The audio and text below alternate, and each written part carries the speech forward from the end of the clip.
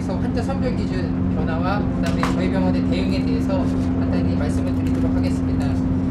위기 대응 단계가 주의 단계에서 경계 단계로 변경이 되면서 의사 환자는 무한시 방문에서 후배이성 방문으로 확대가 되었습니다. 또 기존에 이제 폐렴 또는 폐렴 의심 증상이 있는 경우 의사 환자가 되었다면은 발열 또는 호흡기 증상이 있는 경우에도 의사 환자로 변경이 되었습니다. 또한 조사 대상 기증상자, 이 의사 환자와 조사 대상 기증상자는 모두 의심 환자로 분류가 되는데요. 이 조사 대상 기증상자도 과거에는 무한시를 다녀와서 발열과 호흡기 증상이 있는 경우라고 그랬다면은 바뀐 단계에서는 중국을 다녀온 폐렴이 있는 환자는 조사 대상 기증상자로 의심 환자로 분류가 됩니다. 이런 바뀐 대응에 있어서 특이한 점은 이 폐렴을 영상학적 검사로 확인을 해야 된다는 점인데요. 기존의 병원들의 경우에는 폐렴을 확인하기 위해서는 병원 안에 환자를 병원 안에서 검사를 시행해야 되는 그런 어려움이 있습니다. 그러면 인력이 많이 투입이 되고 병원 안에 오염의 위험이 있습니다. 그래서 저희 국립중앙의료원은 선별진료실 병원 외부에 이동형 CT와 엑스레이 장비를 구축하고 있는데요. 잘 들어보시면은 시끄러운 소리가 들립니다. 이 소리는 저희가 외부 이동형 CT를 운영하기 위한 발전기 소리입니다. 그래서 환자가 중국을 다녀온 경우에 의료진이 판단하기에 폐렴이 의심된다 하는 경우에는 바로 이동형 CT나 엑스레이를 통해서 폐렴 여부를 확인한 후에 의심 환자 판별을 하는 식으로 진행을 하고 있습니다. 그러니까 이동형 CT라는 것은 일반 환자에게는 사용하지 않고, 네, 맞습니다. 그러니까 전적으로 네. 의심 환자에게만 사용해서 뭐 일반 환자에게 전염된다거나 맞습니다. 그런 여지를 굳이 없앤다는 것이죠. 일반 환자와 완전히 다른 검사와 의료진이 다 분리가 되어 있습니다. 그래서 이런 기준에 따라서 저희 의료원이 어떤 순서로 환자를 판정을 하고 입원을 진행을 하는지에 대해서 설명을 드리겠습니다. 환자가 초기에 방문을 하게 되면은 이 말씀드린 여행력을 우선 확인하게 됩니다. 그래서 중국 후베이성을 방문했는지를 우선 확인을 하고요. 혹은 중국을 방문했는지를 확인을 해서 그런 방문력이 없다 그러면 일반 진료실로 들어가게 됩니다.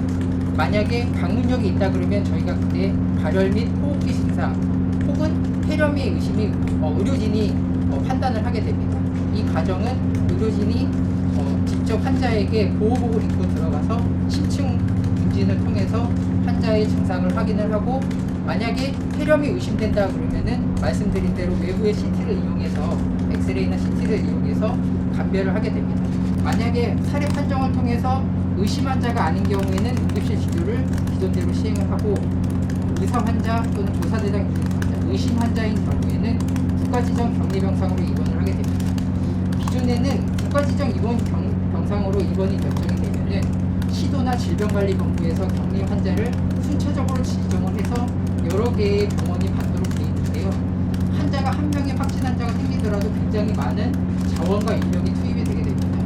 그래서 확진 환자가 증가할 경우에는 그런 많은 인력과 자원들을 집중할 필요가 있어서 저희 의료원은 중앙감염병병원에서 확진 환자 집중 치료에 대해서 준비를 시행하고 있는 단계입니다. 이상입니다. 지금 현재 확진한 환자 한 분. 네, 맞습니다. 그러니까 두 번째로 확진자가 된 분이 지금 국립중앙의료원에 입원해 계신 거죠? 네, 맞습니다. 이렇게 과거에는 그렇게 병원에 입원을 하면 그 입원자로 인해서 다른 환자 또는 다른 내원객들에게 간접이 된다거나 심하면 의료진에게도 간접이 되는 사례가 있었는데 지금은 이제 이런 처음부터 선별진료소, 격리병실, 또 국가지정 격리병상 결국 다 이제 음압 병실일 거 아닙니까? 이런 식으로 철저하게 차단되기 때문에 다른 환자나 내원객에게는 일체 이렇게 간접 전파의 우려가 없고, 그죠? 그러니까 뭐 다른 분들이 연락할 필요가 전혀 없습니다. 맞습니다. 동성과 의료진과 다 분리를 하고 있습니다. 그다음에 의료진들도 아주 이제 그 확실한 방법 착용하고 임하기 때문에 의료진들에게 감염되는 분들도 전혀 없죠. 저희가 기본적으로는 전파 경로가 아직 완전하게 확실하게 알려지지 않아서 대응 단계를 약간 높여서 방호복을 유지를 하고 있고요. 그러니까 필요한 방어복보다 한 등급 더 높은 방어복을 네. 착용하고 있다. 네, 하고 있고 과거의 메르스 대응 때도 저희 원이 그런 대응을 해서 직원들을 나중에 검사를 다 해봤더니 직원들의 세금도 노출이 전혀 없었다 이런 것도 확인을 할 수 있었어요. 우리 국립중앙의료원은 과거 메르스 발병 때도 네. 그때 국가 지정 경위병상으로 네. 그 활용된 적이 있기 때문에 이미 충분한 노하우도 쌓여 있다. 네. 지금 우리 국립중앙의료원에 네. 입원해 있는 그 박진 환자, 네. 그분은 지금 좀 병세가 어떻습니까? 병세가? 저희가 처음에 내원했을 때는 인후통만 있는 상태였습니다. 인후통만 있는 상태였고 발열은 없었는데 내원에서 발열이 발생했었고요. 그 뒤로는 발열은 없고 증상이 경미했는데 엑스레이에서도 심하진 않았습니다. 근데 저희가 CT를 찍어봤더니 CT에서는 폐렴의 소견이 굉장히 많았고요. 하지만 환자는 그에 비해서는 증상이 심하진 않았고 컨디션도 굉장히 좋았습니다. 지금 입원한 지 4일째인데 현재까지는 컨디션이 매우 양호하고 이후에는 한 번 열난 이후에는 연락 한 번도 나지 않았습니다. 를 잠시 썼었는데 이제 해열제를 안 쓰고도 열이 안 나는 걸 확인됐기 때문에 호전되는 양상으로 가격이 지금 현재 그분은 이 가족들이 환자 면회는 못하겠죠. 네, 면회는 못하고 핸드폰을 핸드폰으로 통해서 소통을 하고 있어요. 있고. 그럼 그분은 얼마 정도를 더 치료받거나 또 이렇게 경과를 지켜봐야 이게 이제 완치되었다든지 또는 뭐 일반 병동으로 옮겨도 된다든지 이런 걸 아시나요? 저희가 지속적으로 환자의 검체를 채취해서 바이러스 검사를 하고 있는데요. 2번 이상 연속으로 음성이 나오면은 경미 해제가 되고 그다음에 이제 향후 경미 해제되는 후에 치료를 유지하겠습니다. 그 기간을 얼마라고 예측하기 좀 어려운 모양이죠. 네, 연속으로 계속 나와야 되고요. 바이러스가 검출이 안 돼야 됩니다. 근데 그 기간을 설정할 수는 현재는 과거 메르스 때는 보통 얼마 정도 보통 이제 평균 입원 기간이 저희가 전체 186명의 환자의 입원 기간 평균을 봤을 때는 중간값이 15일 정도 됐습니다. 15일. 지금 다른 병원에 입원해 있는 세 분의 또 확진자가 있는데 네. 그분들의 증세는 좀 어때요? 이게 저희가 이제 다른 병원의 의료진과 지속적으로 소통하면서 환자의 상태에 대해서 공유를 하고 있는데요. 처음 걸린 환자는 저희 환자보다 약간 더 극성인 상태고 저희 환자는 그 환자보다는 약간 병세가 진한 상태로 이렇게 확인이 되고 있고 이게 환자마다 병이 발현된 시기가 달라서 병세가 약간씩은 다른 걸로 알고 있지만 전체적으로는 증상에 비해서는 엑스레이나 CT 소견은 심하고 중증으로 가는 경우는 그렇게 저희는 알고 있습니다. 지금 어때요? 그러니까 초기에는 중국 쪽에서 이게 무증상기 네네네. 여기에는 별로 완전 그게 가능성이 별로 없는 것으로 네. 그렇게 이제 알려지기 네. 때문에 네네. 지금 현재 지금 그 확진자는 전부 다 직접 현지에서 마냥 이제 감염돼 와서 이제 분들이지 않습니까? 그래서 이분들이 무증상기에 네. 이제 입원하기 전까지 네. 바깥에서 이제 지역사회에서 활동을 했기 때문에 네. 그로 인한 2차 감염이 있지 않을까 네. 이런 이제 염려들을 국민들이 많이 하고 있거든요. 그 가능성은 어느 정도입니까? 일단은 무증상 기에도 다른 바이러스들도 사실은 바이러스 배출이 이루어지긴 하는데요. 그거에 대해서도 좀 더 조사가 이루어져야 되겠지만 제가 알고 있기로는 그런 가능성을 우려해서 이런 중국으로 지역을 확대한 것으로 저는 알고 있습니다. 그래서 중국 전체로 확대를 해서 그런 의심되는 환자나 이런 거를 더 많이 파악할 수 있도록 전파력은 이제 치명률은 낮으나 인후통이라는 이제 이 위쪽에 호흡기 증상이 심하기 때문에 전파력은 더 높을 수 있다. 바로 이렇게 나오면서 그래서 증상이 무증상자가 전파력을 많이 갖고 있다라고 얘기하기 힘드나 그럼에도 불구하고 호흡기 증상이 인후통이라는 것이 이제 굉장히 이제 발현되는 첫 증상이고 그렇기 때문에 치명률은 낮고 치사율도 낮지만 상대 실질적으로 전파력은 높을 수 있다라는 게 지금 현재 네. 실적이. 그러니까 대응까지는 꼭 안 가더라도 네. 눈통 정도만 네, 네. 이렇게 증세가 나타나더라도 네.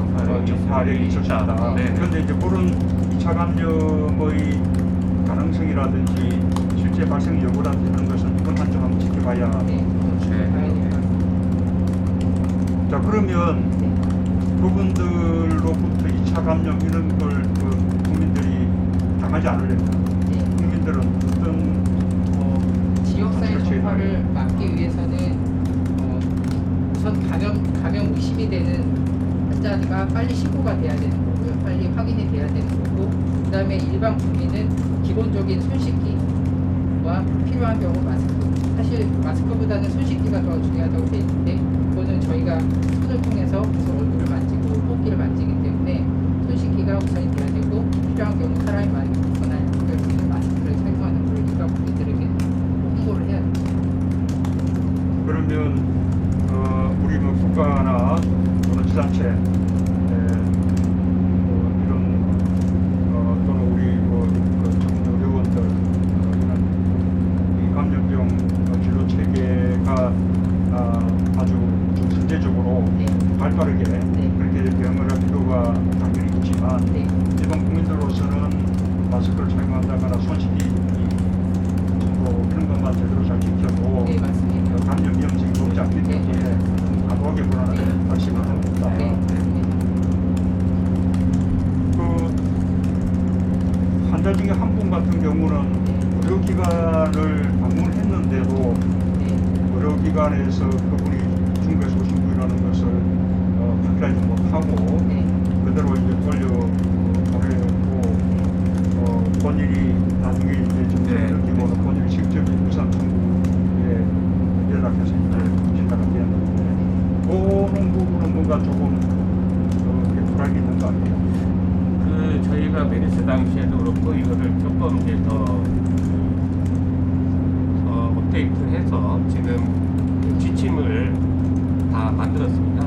그래서 이제 그런 일선 의료기관과 선별 진료소 운영했을 때에 매일이 또 각 지역에 있는 응급의료 기관들하고 지금 중앙응급의료센터에 또 기능이 있거든요.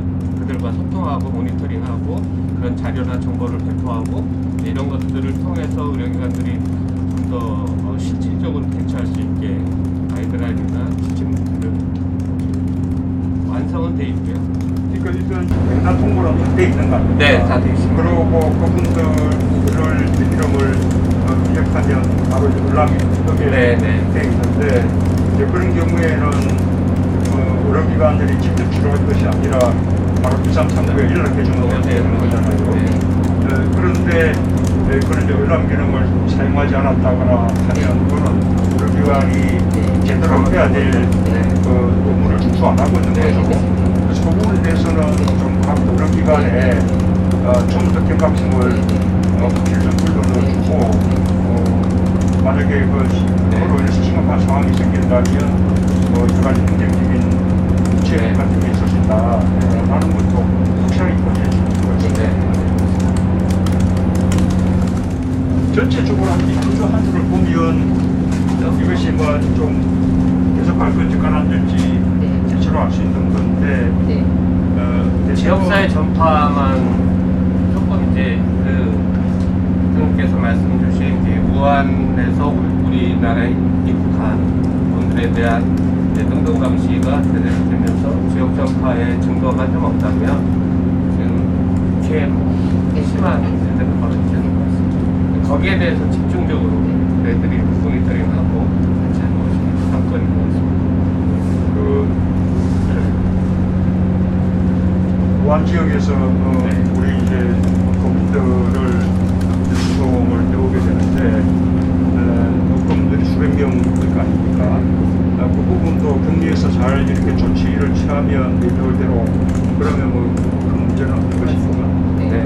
그래서 잘 중계를 하고 무한교민은 이제 저번에 말씀드린 대로 국내에 이제 격리 시설이나 이런 것들이 마련이 되고 다만 이제 저희들이 이제 임상적으로 검체 검사 역량이 이제 더 빨리 돼야 되는 역량 강화 문제가 있고요. 여기에서 확진자들을 이렇게 저희들이 진료할 수 있고 치료할 수 있는 그런 이제 계획이나 이런 것들을 다 만들어놨습니다. 그래서 이번에 갈 때 저희가 이제 의사 3명, 간호사 3명을 지원을 해서 그 안에 같이 갈 수 있도록 복지부와 우리 이제 의료진에서는 충분한 대비를 다 하고 있다 하더라도 그분들이 격리돼서 이렇게 진단을 받거나 하는 그 지역의 주민들은 어쨌든 막연하게 그 불안하지 않겠습니까? 그 불안감들을 잘 해소해주는 그런 노력이라고 지금 전체적으로 우리 국가지정 격리 병상 여기에 얼마 정도가 확보됩니까? 지금 전국적으로는 139병상 정도 확보가 돼 있는 걸로 알고 있고요. 만약에 단계별로는 이제 추가적으로 확보할 수 있는 병상이 또 140병상 정도 추가적으로 확보할 수 있는 병상이 있습니다. 만약에 단계가 더 사태가 심각해지면은 국가지정 격리병상 외에도 이제 일반 종합병원 급의 종합병상도 활용할 계획이 있는 걸로 알고 있습니다. 국가지정 격리병상하고 또 치료병상이 있는데 전체 병상 수가 이제 단계별로 늘릴 수 있는 입원해서 치료하시는 부분들은 이제 국립중앙의료원에서 일단은 전체적으로 소화를 생각합니다. 그다음에 이제 다른 의료기관, 민간 의료기관들이기 때문에 실제를 해나가고 전체적인 프로세스를 우리 중앙의료원은 설 연휴기간 동안에도 대책본부 이렇게 설치해서 24시간 그 체제를 운영했죠. 네, 맞습니다. 다들 수고도 많이 하셨습니다. 수고하신 우리 의료진 직원들에게 감사와 격려를 해주시고 이게 끝난 것이 아니라 앞으로 이 상황이 종식될 때까지 똑같은 긴장으로 계속해 나가야 하지 않겠습니까? 그래서 저는 좀 알겠습니다. 6개월은 각오를 이제 완전히 이제 저희들이 이제 경험상 근데 이제 그건 뭐 뒤에 이제 정리까지 당기고 2, 3개월 정도는 조금 경각심을 가지고 최선을 다해보자 저희 결이 또 그러니까 6개월이라는 것은 완전한 종식을 말하는 이제 메르스를 이제 각오를 해서 저희들이 경각심을 갖고 일을 마무리될 때까지의 어떤 기간을 저희 나름대로 내부적으로 계속하는 차원에서 정부 차원에서 좀 더 이렇게 조치를 강력하게 취하거나 또 지원을 해야 될 일들이 있나요? 개인적으로는 아까 말씀하신 그런 일선 의료기관도 마찬가지고 불안해하는 주민들도 마찬가지고 저희 직원들도 마찬가지고 교육이 굉장히 중요하고 홍보가 굉장히 중요하다고 생각하거든요. 이 병이 어떤 병이고 어떻게 하면 안전할 수 있는지 지금도 충분히 홍보는 잘 하고 있는데 좀 더 그런 두려움이나 이런 거를 줄이기 위해서는 교육과 홍보가 굉장히 중요하다.